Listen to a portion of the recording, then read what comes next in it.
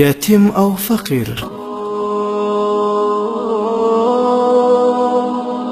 یو ځل حضرت عیسی علیه السلام چیرته روان و، هغه شیطان ولیدو چې په یو لاس کې شات او په بل لاس کې یې ایره نیولې وه. عیسی علیه السلام ورڅخه وپوښتل: ای د الله دښمنه، تا ته دا دواړه څه په کار راځي؟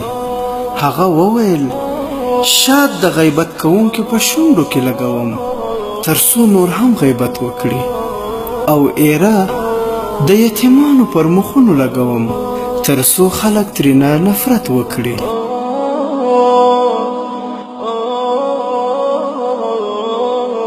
د نبی علیه السلام ارشاد مبارک دی چې الله تعالی پر رحم کوونکو باندې رحم کوي.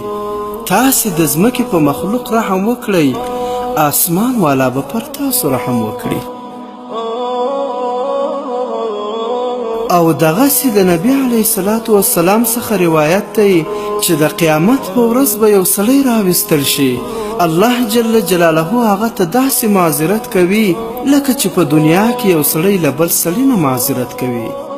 الله جل جلاله ورته فرمایي: زما په خپل عزت او جلال قسم چې ما دنیا له تا نه ستا د بېقدرۍ په وجه نه وه لرې کړې، بلکې د هغه عزت او اکرام په خاطر چې ما ستا لپاره تیار کړی و، ته مې له دنیا نه محروم کړی وې.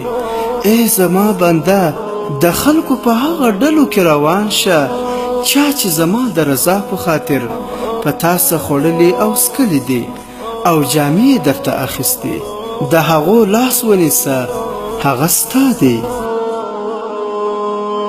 خلک به په دې ورځ په خپلو خولو کې ډوب وي او هغه به د خلکو له منځ نه هغوی له لاسه ونیسي او له خپل ځان سره به یې جنت ته بوځي.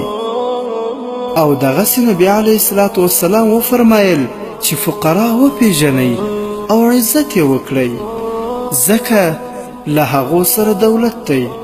پوښتنه وشوه: یا رسول الله، له هغو سره کوم دولت دی؟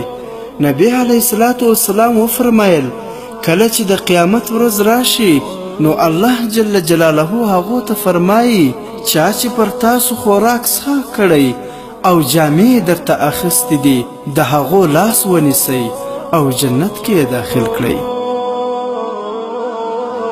عبرت.